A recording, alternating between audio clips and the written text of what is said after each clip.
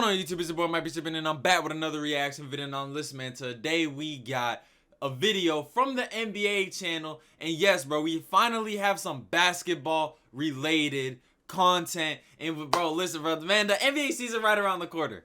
I cannot wait, fam, because you guys already know that I'm finna be on top of that. I'm finna be really active on TikTok. You know what I'm saying? We just gonna go crazy. We're gonna have a good year reacting to NBA games. Now look, this video is called Thinking Basketball.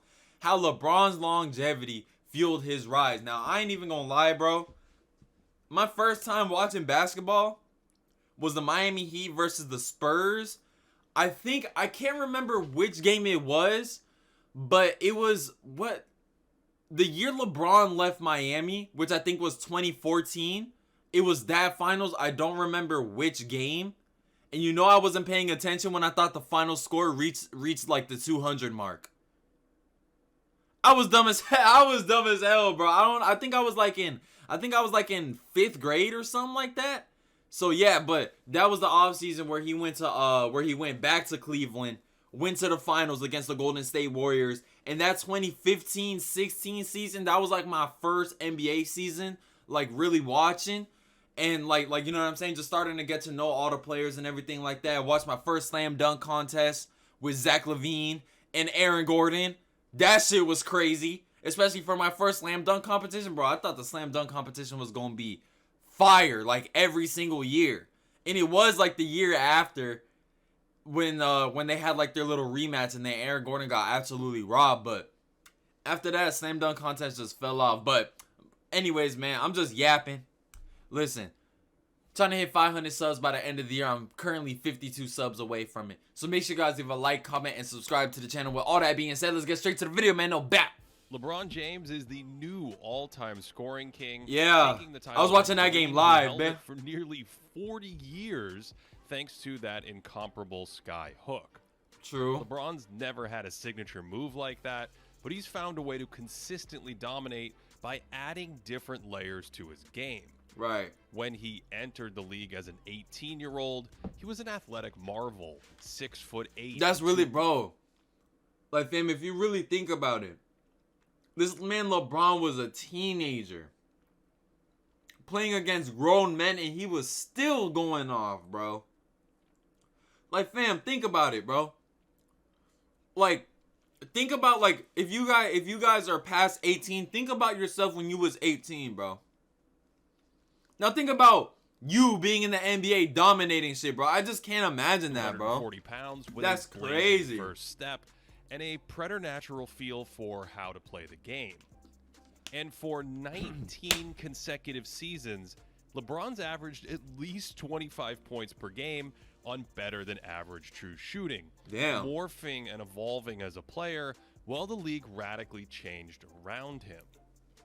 Hey, hold up, bro. Hold up. Look at J.R. Smith casually just taking a break on defense. Old ass. Around him. To really understand ass. his longevity as a scorer, let's look at LeBron's first 50-point game all the way back in 2005. On the Raptors? The only 60-point game of his career in 2014. And finally, his highest scoring game thus far in 2023, a 48-pointer against the Rockets. When he was young, James's combination of speed and size immediately made him a volume scorer. So even in his second season, teams were focused on stopping his penetration game. Jalen Rose doubles away from the ball here.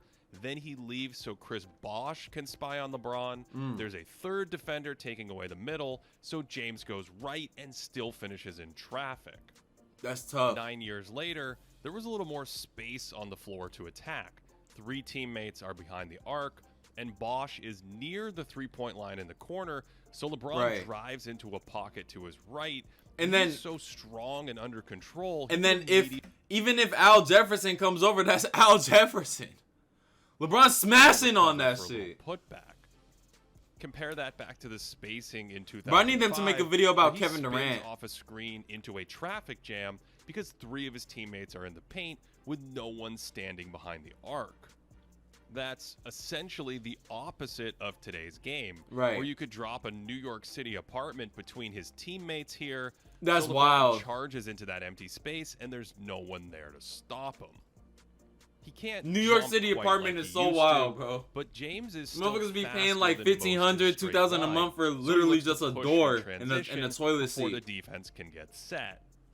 This one is off a make, but when LeBron crosses half court, there's no one back in the lane yet, so he puts his head down and is still stronger than most forwards. And there My aren't God, look at any that body, big bro. shot blockers on the floor today to challenge his size. Nah, he bumped the fuck out of Jabari Smith Jr. Also, He got most him players the would see a fuck off wall for of that. defenders here, but the 20-year veteran knows this defender is going to slide middle, but this defender is sprinting out to the wing, so he cuts it back to the left where there won't be help. LeBron that's punished Houston crazy, by bro. pushing the pace in this game. And according to Synergy, Being able to make reads like that, like literally like within the moment of the game, that shit's crazy, bro. Point in his career. It's crazy how some people are so good at the game is faster now, so he can use his north-south athleticism that's still elite, even at 38. A decade ago, the league and the Heat were much slower getting into offense. There was a lot of walking it up like this and methodically waiting for an action to unfold. And the 2005 Cavs played at an even slower pace, which meant more half-court sets where multiple defenders could sit in LeBron's driving gaps, making it harder for him to penetrate. No, the game has evolved so much, bro. Like, fam, harder for him to penetrate. Multiple defenders. Like, fam, most like you know how rare it is to see a play that unfolds like this, where multiple defenders could just holding the ball for like 5 seconds, bro. Of course, like he 5-7 was so seconds. Gifted at 20 that he could attack set defenses with. I mean, yeah, it still happens, but like nowadays, bro, offense is just so rapid fire, and the defense has gotten so much worse too. Free throws at the basket. In South Beach, the spacing was a little better, but there were still bigger bodies roaming the paint. So LeBron's cyborg athleticism found ways to score around them. There weren't many LeBron's athletic as hell at bursting through tight spaces. Like, bro, this shit really puts it in perspective. Like, bro, if you want to go to the NBA, evolution in his career, you have to really be just like good as hell, fam, at the sport. Like, bro, normally when you see you feel me, like a taller dude, maybe like 6'6", 6'8", you know what I'm saying, just randomly out in public. Normally they be slow unless they're an athlete. If they're an athlete, then you know what I'm saying. You can tell that they got some speed on them. But most dudes that are over like 6'5" and shit, they be moving all slow. Excuse me, they be moving all slow and clunky and shit. For years I was just. But not these motherfuckers, bro. Super duper athletic, and I can not be as efficient and not be as. Like, bro, if you're in high school or something, imagine like the best person that plays basketball at your school. Now imagine that motherfucker being the average of 6'8", 6'9", like, bro, that shit is crazy. I knew if I'll take off, I was gonna be up there a lot longer than you. You're just gonna land before me. Then I'll figure it out after that. A 38-year-old LeBron uses tempo and horizontal angles. Instead of exploding to the rim, he takes a huge stride right to hop back left and uses size LeBron to with the shield Euro. When he was younger, it was more full speed ahead. Right, yeah, just body the motherfucker, and yeah. He lived at the free throw line. About 21% of the points in his entire career have come from the line, whereas today that number is closer to 15%. So you're more likely to see something crafty than a huge highlight dunk, blending his dribble into a soft floating bank shot. That's wild, bro. That one came after a cut. That's so crazy. And LeBron's always had great feel as a cutter for when to dart into little openings. And this was on full display in that 61-point game against the Bobcats down in Miami. Here's a play where he's away from the action, and he knows this middle pick and roll will cause his defender to help in the lane. So as his man moves over, LeBron times a back cut and slips in behind for a layup. He was actually so hot in this game that Charlotte started trapping him at midcourt, so he slows down to relax the defense, then cuts right around him after passing, and nearly finishes this again. Damn, I'm gonna start doing that shit. Cuts right around. So he slows down to relax the defense. Nah, that's low-key. Nah, I'm not gonna lie. That's low-key kind of high IQ shit. Like, I never really thought about that. Defense. Like, just slow down so then the defenders all relax, Then pass it, and then cuts cut. right Like, around bro, him after what? They're passing, not going to be expecting and nearly that. finishes this again in traffic before its offensive goaltending. Let's go, James actually Birdman. made his first Trash 8 that. threes in this one, getting so comfortable that he foreshadowed some of the incredible long range he's used later in his career in LA. Damn, bro. LeBron was Back sparking when that he entered the motherfucker. league, LeBron actually struggled. I just with wish I his was good at outside basketball. shot. Like, I don't need to be in the NBA or anything. Just as long as I could, like, dribble, shoot, pass, but I don't play enough to even try and get good, bro. I used to play, like, earlier in my years, but not anymore. A big hitch when he jumps, then he holds the ball just to the right of his head and fires. It's subtle, but he holds it up there for a second and actually starts releasing it as he's descending. But 9 years later, his shot was much smoother, bringing the ball up as he jumps and then almost immediately moving it toward the basket instead of pausing. LeBron made 6 threes in that Toronto game, but shot just 33% from downtown in his first 8 seasons. In his 4 years in Miami, that three-point frequency dropped slightly, but his accuracy jumped to 37%. Damn, this 37? was part of a multi-year improvement in his outside shooting that took James from a below-average shooter to an above-average one. 17% of his career points have come from behind the arc, and as a Laker, that number has jumped to 25%. Damn. I'm sorry, bro, but hold on, bro. I might be glazing it a little bit, but from 2004, right? This guy, look at all the years down here, bro. Look at all the years down here. This motherfucker has been so good at fucking basketball for so long, a shift bro. that has helped him immensely. That is in wild, today's fam. spaced out shooting Three heavy ball. league. Here's something you'd hardly ever see in his salad days, sprinting to the line in transition to pop an early triple. Both think he's And Steph Curry. His outside shooting Both think he's development Steph Curry. wasn't just about threes. LeBron still mixes in mid-range shots to keep defenses on their toes. And in his first 5 years in Cleveland, he made just 36% of his long twos. In Miami, he hit 42% of his twos outside 15 feet. Although around that time, the shot was slowly disappearing from the game, unlike those early Cleveland days where 1/4 of all his field goal attempts were long twos. Damn. They actually used to run LeBron off screens from the baseline for long jumpers inside the arc, but those weren't very effective shots, whereas in Miami he could complement his driving game by switching to an under-control mid-ranger when needed. Right. LeBron's even added to this in the last Like, decade, bro, I'm not gonna mixing in lie. one-legged Teams nowadays, they don't really run actions for mid-range shots. It's more so like for post, for like for like post players, layups, floaters, and then three balls, bro. But look, if you're a basketball player and you're looking to get better, fam, one thing I'm gonna tell you is you need that mid-range shot. You know what I'm saying? Still be very elite from 3. And getting to the rim, drawing contact, you know what I'm saying? Finishing around the rim, stuff like that. But bro, you need that mid-range. Cause what's gonna happen if you come off like a little pin down screen, you catch it, and then the defender's all up on you, you throw him a pump fake, and then sweep. One dribble pull up mid range, bro. It's gonna be an open shot every time, bro. Spots too. You know what I'm saying? You need that mid range, in bro. his first few seasons, That's how players LeBron's like shot DeMar chart DeRozan, was KD. splattered That's how they with get their long shit twos done, and a bunch bro. of shots right at the basket. Then during his Heat years, he scored from more high efficiency spots in the short mid range.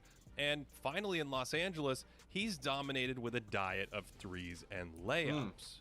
That short-range effectiveness was a byproduct of the post-game he developed in Miami, where he used his size and strength with his back to the basket. Yeah, that motherfucker was on some hardcore ass steroids in Miami.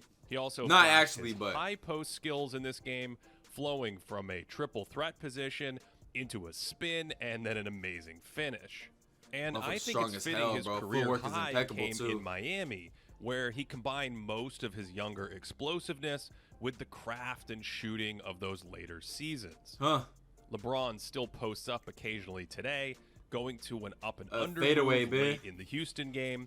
And they're reminders of just how long this basketball machine has been playing at his own pace and manipulating defenders. Take this spread pick and roll, where he waits for his screener to come flip the angle of the pick so he can go left, just to cross back to his right hand and explode for an and one.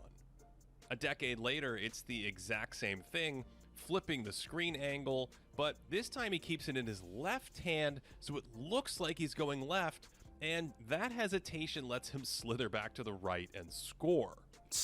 There's one more thing about all his scoring that really blows my mind. He's always been a great passer.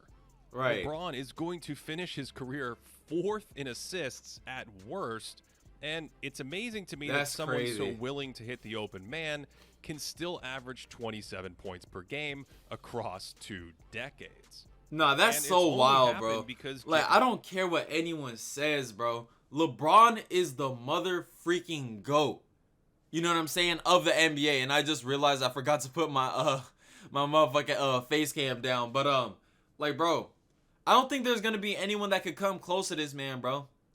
He's elite in all aspects of the game. I mean, greatest whatchamacallit, all-time leading scorer, right? And then y'all just heard it, bro. He's gonna finish at worst. At worst.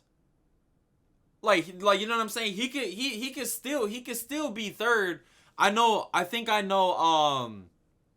whatchamacallit. I know John Stockton for LeBron right now is unreachable. But I don't know how far he is from Chris Paul, because I know they came into the league at like around the same time. And LeBron and Chris Paul are both good playmakers, so you know what I'm saying? LeBron might be right behind Chris Paul. You feel me? So but I mean, yeah, bro. So top all scoring. About to be 4th in assists. I wonder what he is rebounds, bro. Cause LeBron be rebounding the motherfucking ball, bro. You know what I'm saying? But like, bro, like the numbers don't lie. I can't stress this enough, bro. Michael Jordan is not better than LeBron, bro. He's not. I get it, bro. I get it. MJ was a good scorer. I get it. He's 6-0 in the finals. I get it. But, bro, if we're talking about a player that you would want on your team, what would y'all rather have, bro? A player that could probably get you 30? Or a player that could probably get you 30 with 10 rebounds, with 7+ assists? You know what I mean, bro? Like fam, like LeBron is just continued to evolve the most complete player of all time. Building off that raw athleticism in Cleveland, adding a post game while mastering his craft and tempo in Miami, and of course developing his shot while learning every trick in the book over the last decade. So, after more than 2,000 3-point makes, 8,000 made free throws, and nearly 12,000 two-pointers, LeBron James is now officially the new scoring king of the NBA. King James. You can get Thinking Basketball content in the NBA app throughout the season. RW self-promo, but look, bro. Listen. Not gonna lie. The new scoring. This dude right here, best player in NBA history. And I'm not even a LeBron Glazer, bro. I'm a Kevin Durant fan, bro. Y'all see the jersey. I'm a Jason Tatum fan. Y'all see the jersey. Like, bro, those are my top 2 favorite players that I've watched with my own two eyes. But there's no denying that LeBron is the greatest of all time, bro. Michael Jordan does not come close to this man, bro. I'm sorry, bro. I'm sorry. It doesn't work like that, bro. It doesn't. But anyways, man, if you guys enjoyed the video, make sure you guys leave a like, comment, and subscribe to the channel, because I will be doing NBA content. So make sure you guys keep an eye out for that when the season starts late October. So if you guys want to follow me on more platforms, more content, make sure you guys go ahead, visit my description. I got 4 links in there. And with all that being said, man, I hope you guys have a great, wonderful rest of your day or night, depending where y'all at. And yeah, make sure to always respect your mama, man, B.